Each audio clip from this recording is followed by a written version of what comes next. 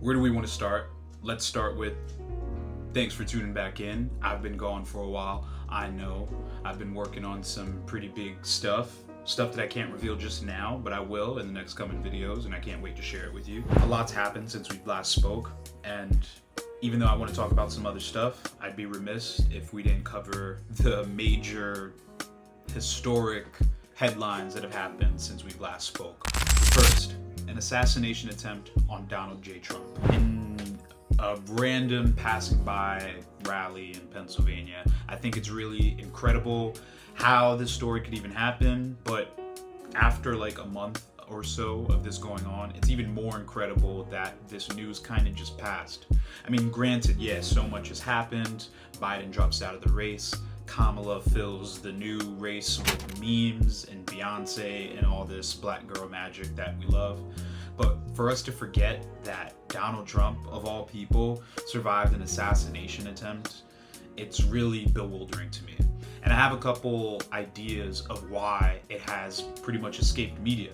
And I think because there's no other real explanation for what we saw. There's no conspiracy theory, there's no colluding with Russia that we can use to fill in. There's no Biden or Hillary Clinton trying to assassinate the competition that we can use to make sense of what happened. What happened was the cause and the result of Republican policies. That's why they won't talk about it. Gun laws. The NRA has passed so many gun laws that make it very liberal for you to buy assault weapons. And the man that perpetrated this assassination is someone that very clear-cut showed evidence, historic evidence, clinical evidence, documented evidence of someone that should not have had the ability to operate an assault rifle.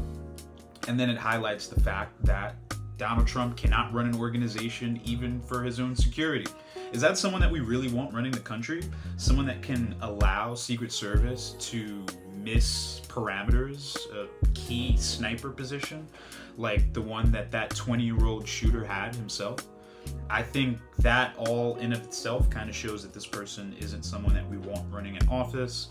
But even further and more nefariously, the fact that Republicans would rather take this opportunity and sweep it under the rug, this opportunity to kind of like spin the narrative of this event so they tried to do it when it first happened a little bit, you know, Trump is this courageous patriot, they're trying to take him out.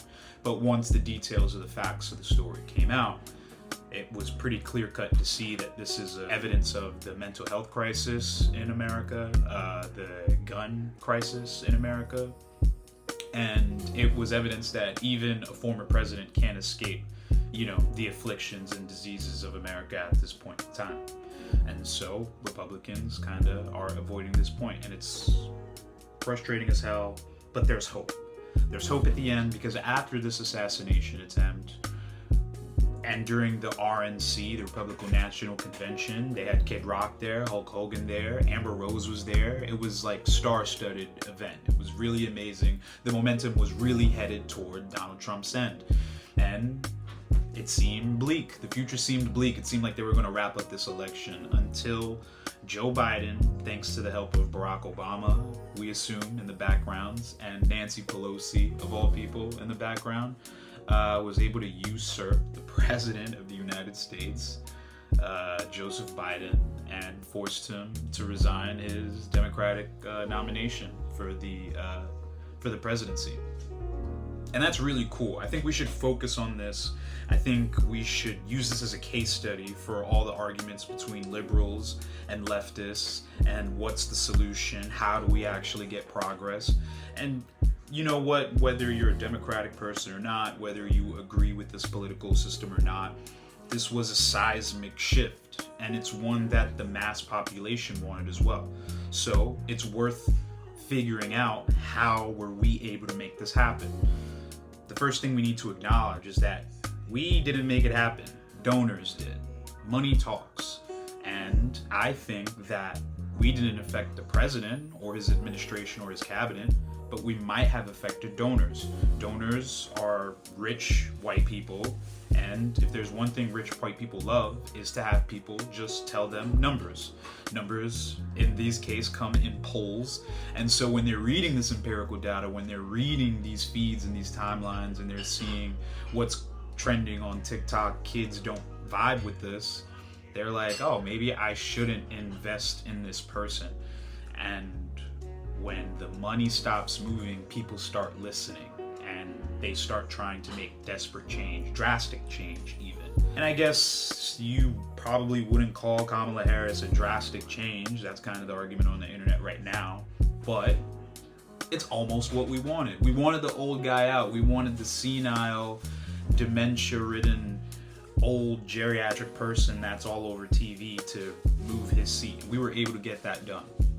So if there's ever a reason, or if there's ever evidence that you needed that being vocal helps, this helps. So what do we do now, right? We have a cop running for president. Oh, we went from out of the boiling water into the fire, as they say, right? I mean, I'm of the mindset that politics is about negotiation. Politics is about being political and politically correct, which also means that you need to find the good, and you need to find the middle ground with even the most drastic of opponents. It sucks to say, but it's true. Why do you need to do that? Because in politics, we're discussing topics that millions of people are susceptible to, that millions of people need to go right for them to have a livelihood. We're talking about conversations about water quality. We're talking about conversations about taxation and employment and support systems for people. And that, if you can help just one person, a fraction of a percent, if you can make that a reality, that is worth not doing anything at all. A million times. And if anybody on TikTok tries to tell you different, I challenge you to ask them what they have done for the community and what change they have made, sitting in their seat with their hands folded, waiting for the world to change for them. With that said, take a look at Kamala's policies. I mean, she's trying to win people over. Great evidence was the fact that she saw people really like Donald Trump's plan to not tax tip workers. Tip wage workers are typically non-union. They typically make under minimum wage.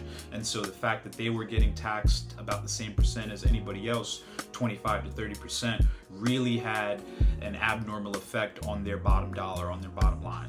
Now, that's something that's bipartisan. It has nothing to do with whether you like illegal immigrants or not. It has nothing to do with whether you think blue lives matter, if cops deserve fair treatment. That is just a policy that makes everyone's life better.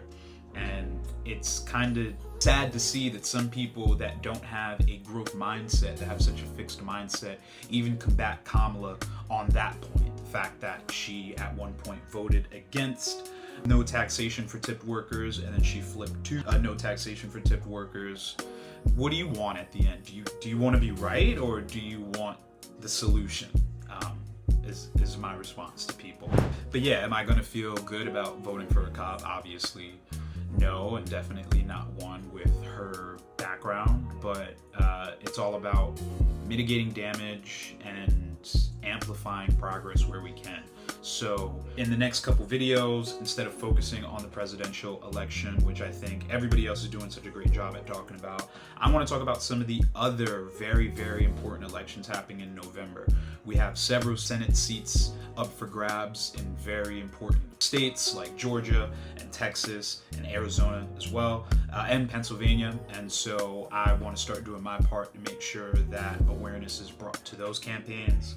There are local campaigns in New York City that, honestly, for no reason, if people knew about some of these local elections happening, we wouldn't have some of these weird isolated areas in New York City that are alt-right. I mean, I went to Long Beach in Long Island the other weekend, and I saw 2 trucks trumped up to down, head to toe. So 50 flags. I don't know how the trucks weren't teetering over. There were so many flags that said "Make America Great Again" and Israeli flags that were nothing wrong with Israel, but just that they were identifying that they were Zionists and that they were against a free Palestine. It's like, Come on, no way, no way.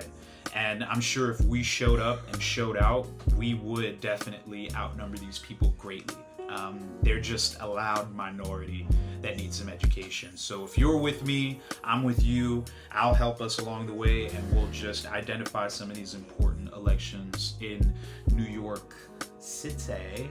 And that's all I got for you for this first one. Thank you for kicking it with me. I wanted it to be quick.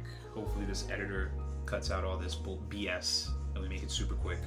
And we'll talk soon.